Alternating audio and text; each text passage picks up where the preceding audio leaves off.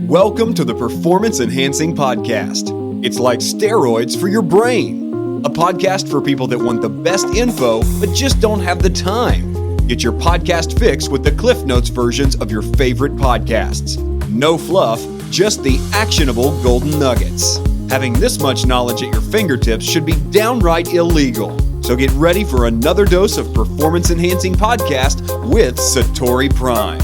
Here's your host, Ilan Ferdman. Hello, everyone. Welcome to another Performance Enhancing Podcast. On today's podcast, this is part 2 of the interview with Jordan Harbinger. So if you didn't listen to part 1, I would go check it out just for this man's brain and energy alone. Towards the end of this podcast, when I was listening back, we were both just so fired up in this part, and that it was all stemming from part 1. Amazing speaker.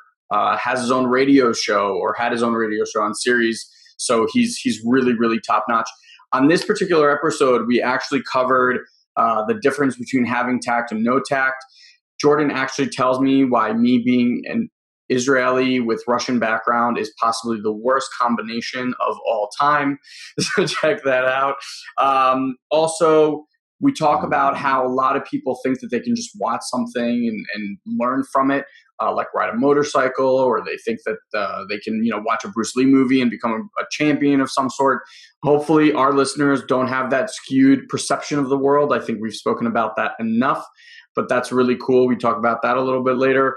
And lastly, one of the comments that really struck home for me towards the end is about, in order to be more interesting, you have to be more interested, and how that breaks down into your meetings with others.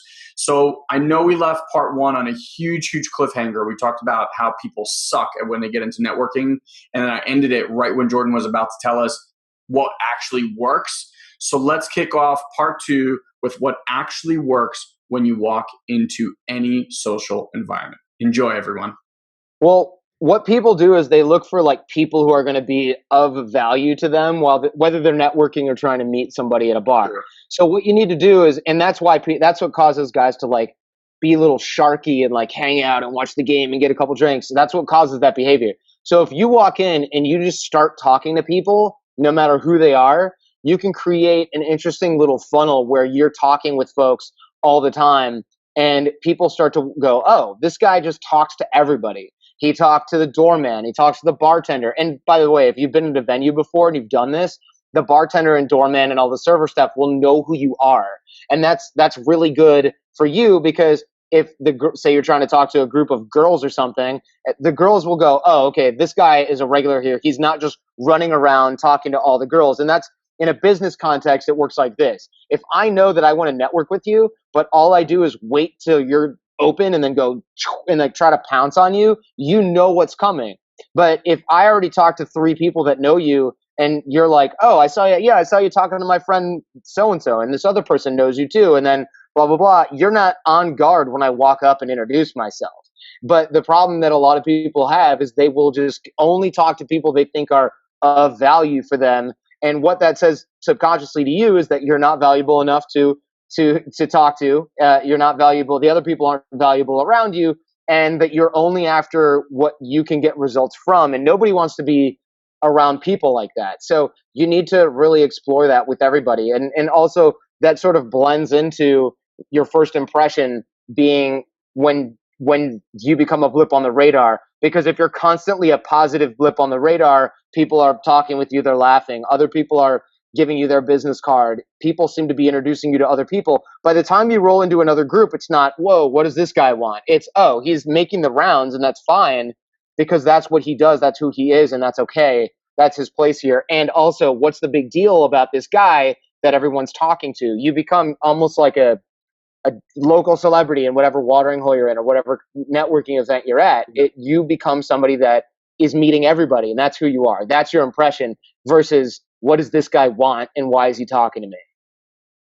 Yeah, I agree 100%. I've actually made a conscious effort recently, and I met this guy, Chris, who was the first time I actually saw this, and I call him the master connector, because he just has that ability to walk into a room and he seemingly knows everyone.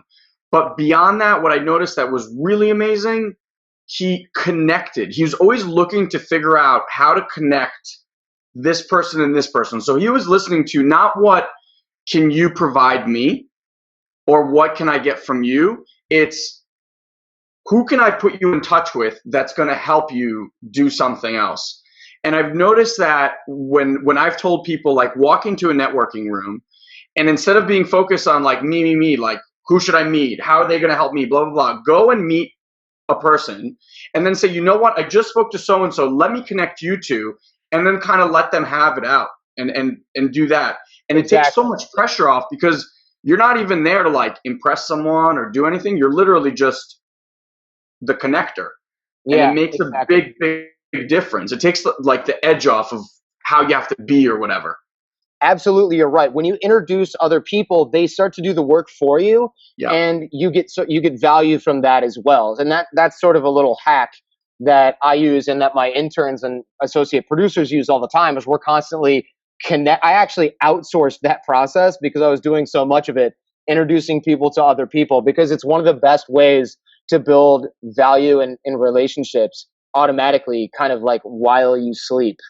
Passively, if you will, and I hate that word, but that's what it is. Nothing happens fast. There's not a ton of like quick body language hacks that I can give you that Joe Navarro hasn't, and there's definitely not a lot of quick here's how to network better, other than introduce people to each other constantly, consistently look for people that can help one another, because that's the best way to build a strong network. And by constantly becoming a connector of different groups of networks, that's a more powerful place to be than just being a hub of one single network. Does that make sense? Absolutely. So let's transition now and go back to this thing, because I'm really curious to see what you say about this. So you said when you were listening to these people talk, they communicated one way with their ex-wife and one way with their mother and one way. And I know for certain that people are a certain way at work. They're a certain way with their kids. They're a certain way with their wives or girlfriends, whatever. They're a certain way with this group of friends. They're a certain way with that group of friends. So within your coaching, is this something you actually work to break down and make them aware that they are these like multiple things and bring them to one? Yes. Or how do you handle that situation? So it's all about becoming more authentic. At AOC, it's becoming more authentic. So it's like not mincing words when you need to talk, but also using tact to deliver things. So it's kind of it's a nice like mishmash of those two things. So the more authentic you are, the more likely you are to be kind of the same in every area of your life. So if you can bring the same care that you bring with your kids and your wife to the work environment, you're actually going to be more effective, not less effective. And if you can bring the same level of efficiency and timeliness and getting it done and being dedicated to your family as you do at work, I think a lot of people would avoid problems that they're having on the home front. And there's something to be said for giving it all away at the office. But the thing is, the more authentic you become, the less work it is to just quote unquote be yourself, because we don't even know what that means anymore. In large part, we get told to be ourselves in relationships, and we put on this crappy fake veneer. We get told to be ourselves at work or be professional, and what that means is being plastic and fake, and it doesn't make any sense. The more authentically you can be yourself, the more people are going to accept you for who you are, to use that old cliche. But if people don't think people about me all the time, they're like, wow, that guy, he kind of just says whatever's on his mind. And I don't mean like weird radical honesty where I'm like, wow, you look fat in that dress. I don't do that, But I'll say something like, hey, you know what? This was kind of a fun experience. I really liked that. But what's up with that guy? I had like a crappy attitude. And largely when I say that in groups, a lot of times people go, wow, I can't believe you actually said that. But it's true. We've known him for years, and he has a weird attitude and he puts people off. And I'll even say that to the person. I'll be like, what's with the like weird standoffish attitude? And a lot of times they'll go, you know what? I'm sorry. I'm just like that with new people. I'm always, I have like a rough exterior. And that gets rid of the rough exterior, right? Because you're calling it out. And it's like, it's amazing. I guess that might be a tactic. But the thing is, I'm not just calling people out and all their stuff all the time. That probing, that poking, nobody likes you when you do that. But if you're authentic about it and you just go, hey, I'm not sure what's going on here, but it seems like there's this weird like tension between you and I that's there for no reason. Did I do something, or did you hear something about me? Like, I want to just sort of clear that up. people who have bad attitudes will often just be like, no, and they'll cut the crap, you know, or they'll go, yeah, actually, we have mutual friends that don't like you, and and I'll go, oh, okay, well, here's my side of the story if you're interested. Otherwise, it's all good. You don't have to act weird around me. We're going to be together on this work trip for the whole weekend. Like, let's make it work. And people are surprisingly receptive to that because they don't get honesty ever. And it's not just, like I said, it's not just radical honesty. I'm going to tell it like it is BS. You're just being authentic. You're not trying to lay on a plastic veneer. And people trust you when you do that because they know what to expect, because people don't give that to them very often. And when people know what to expect from you, good or bad, they freaking trust you. And that's more important than being liked. I couldn't not agree more. Ferdman's, like me, my brother, my parents, we have this no tact disease that I call, and I think it was just programmed in from a long time ago. But through work, I used to do it in a very non-caring, almost nasty, kind of like you said, that probing thing. Oh, me too. That's how I was able to pull back to where I am now. Yeah. But there's, like, I love what you said, because there's definitely a place where, look, it's going through their head too. When you're in that interaction, they're dealing with all that shit too. As soon as you say it though, and you kind of put it out there, you're like, I'm picking this up too. And all of a sudden they're completely disarmed. I've done it so many times. It's such a great tip, but you have to have a certain self-confidence to even get to that level. Like, I was doing it as an asshole. Now I do it with an intention. Israelis are like, why are you so ugly? I don't understand. Yeah. You know what? It might be. My parents are Russian, but it really might be that I was born in Israel. That's even worse. That's even more like that, Russian. Yeah, I'm giving you a break. Eastern Europe, like, you're American. You must be a giant wimp. I'm going to punch you in the face, and then we drink. Yeah, I mean, that's my whole experience overseas can be summed up in those 3 sentences. By the way, where were you in the Ukraine? I was in Odessa, Ukraine, and then later on Kiev. Yeah. My in-laws are all from Odessa and Kiev. Oh, cool. Nice. Have you been back there recently? I've never been. I've never been to Russia at all. Well, Ukraine is only partly Russia now. I know. So you might want to go before they finish gobbling that thing up. Oh. Yeah. Okay. So let's go back to a little bit more of this personality coaching. So to get to the level that we were just talking about, right? Walking into the room, having that confidence to walk to every person, shake their hands. To some people, it seems very natural. Like, they're just schmoozers. You know what I mean? Right. To other people, I'm not saying they do it well, but they just do it. To other people, it is so fucking terrifying. Like, the thought of walking into a room and doing that, you may as well put them in a casket. So you meet those people, I'm sure, all the time in Art of Charm. Mm-hmm. What is there some exercise, some process, something that you have them see, like, okay, this is not death. I can actually do this. Yeah, I mean, that's a long process, and I'll back up the truck a little bit. There seems to be maybe 2 kinds of people that will go into a room and shake people's hands and be like, schmoozy, without the negative connotation to that word. And they're people that are really charismatic and really understand people, like AOC graduates are ideally supposed to be. And then there's the people that do it that are they have such a lack of self-awareness that they're not afraid to go out and talk to other people, but then they're also very much the least liked.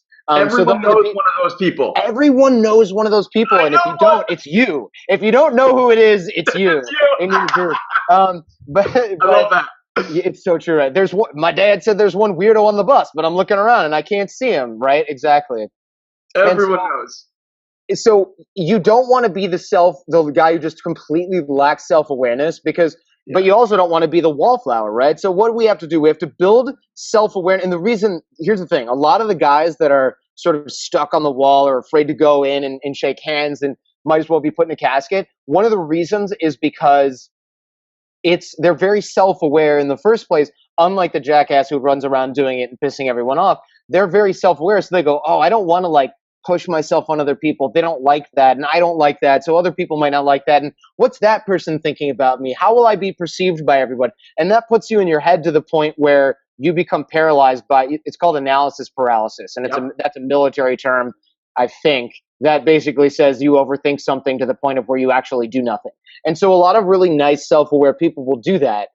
We at AOC, we have a week-long plus 6 months of before and after process of getting you to the point where you don't have that filter in your brain that goes, don't do that because people might not like me, and then you just stop, right? We get you comfortable in your own skin. We get you comfortable taking action. We tell you how those actions should be taken. We show you taking those actions on video. We tweak you doing them so it looks good to you and other people, which then, of course, goes all the way back to the beginning and helps you become more comfortable in your own skin. And we do that literally hundreds of times throughout the week that you're here on boot camp. And we also do it, we have you doing it on your own beforehand so you kick off some of the rust. We get you on the phone so that you can tweak that process on your own. You go through the boot camp and you go through that cycle that I just described over and over. Then after boot camp, we have follow-up for literally years after that, where you have alumni following you. You have, not literally, and you have coaches following up with you on the phone and online so that you can continue to do it over and over and over, and it sticks with you. It's not just a week where you had superhuman social power and then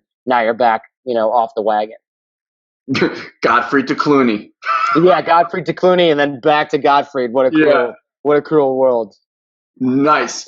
Video. Interesting. I just did a training like a couple hours before, and we promote this for entrepreneurs. We tell them to do a 90-day video challenge. Anything, literally anything. Just get themselves on video every day in that habit.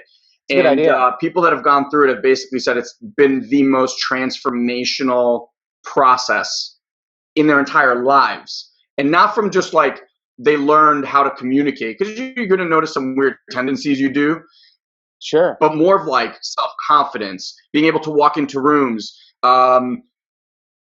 just handling themselves differently. So like once you get past the basics, the slouching, the eyes closed, the looking away, but like really transformational stuff.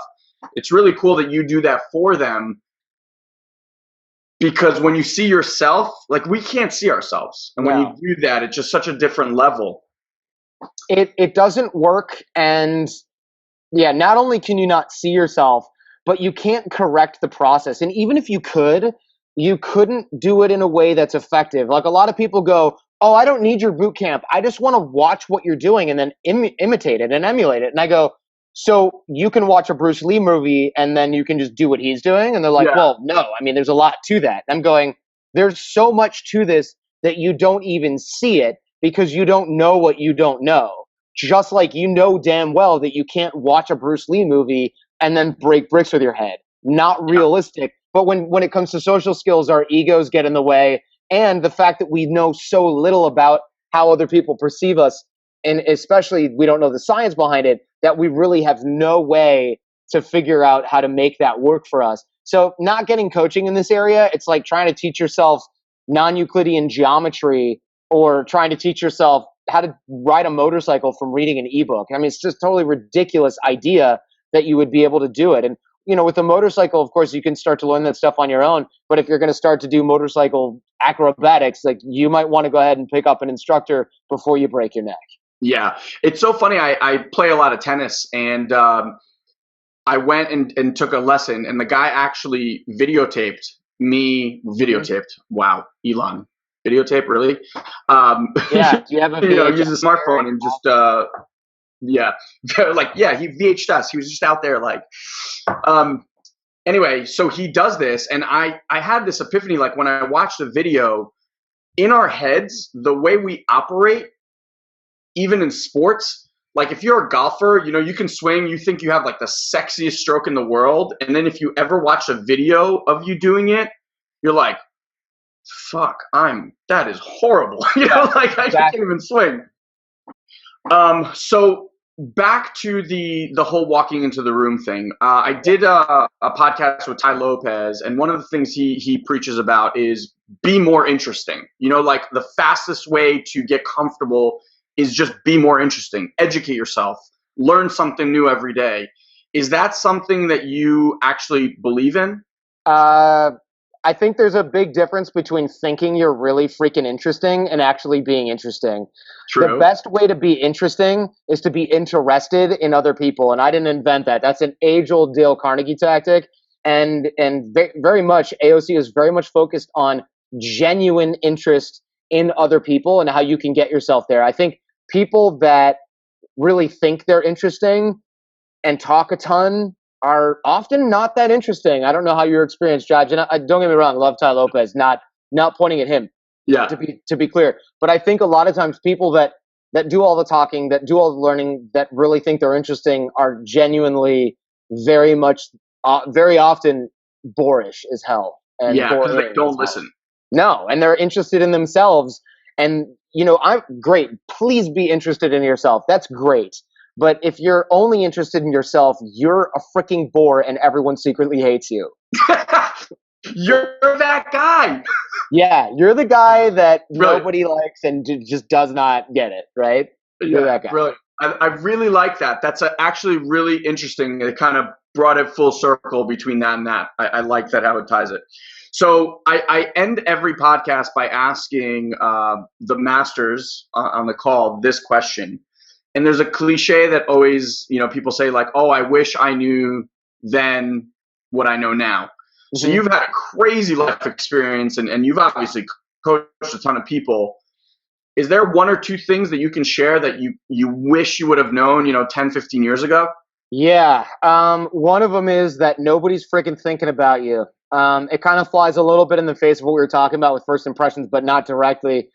Essentially, when I was a kid, and my grandpa told me this, so I can't take full credit, but he was so right. What he said was, the first 20 years of my life, I was worried about what everybody thought about me. For the second 20 years of my life, I knew that everybody had a really, really positive impression when they thought about me. And for this third 20 years of my life, I realized that nobody was ever actually thinking about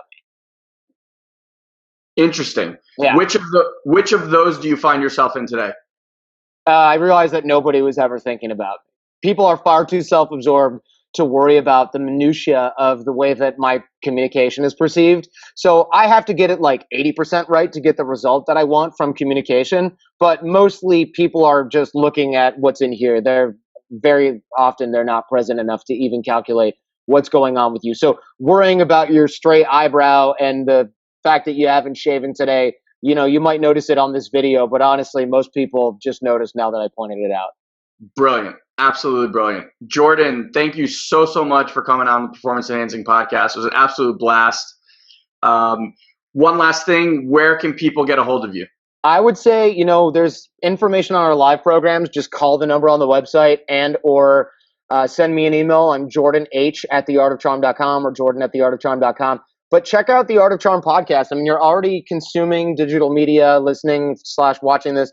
If you go and search for The Art of Charm or go to theartofcharmpodcast.com, I've got like 300 free hours and growing. I release 3 times a week of content. It's all free, no pressure to buy anything. Just get involved with that. And I'll have the links. I'll have the links up on the resource page for you guys, all for his blog, his email, his podcast, which you should definitely check out. Jordan, thank you, my man. Thank you very much. I appreciate it, bro. All right, take care. Bye. Bye.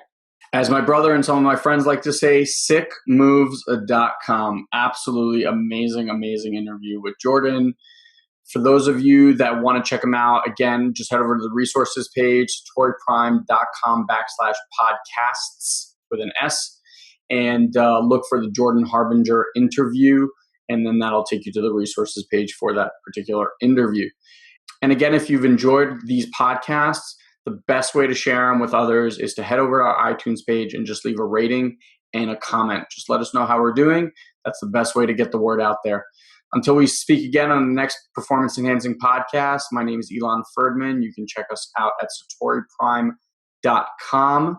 Get to know us there. Have an amazing day, and we'll see you on the next Pep Talk. Thank you for joining us on this week's Performance Enhancing Podcast. We've taken this pep talk and created a custom action guide so you know exactly what action steps to take now to grow your business.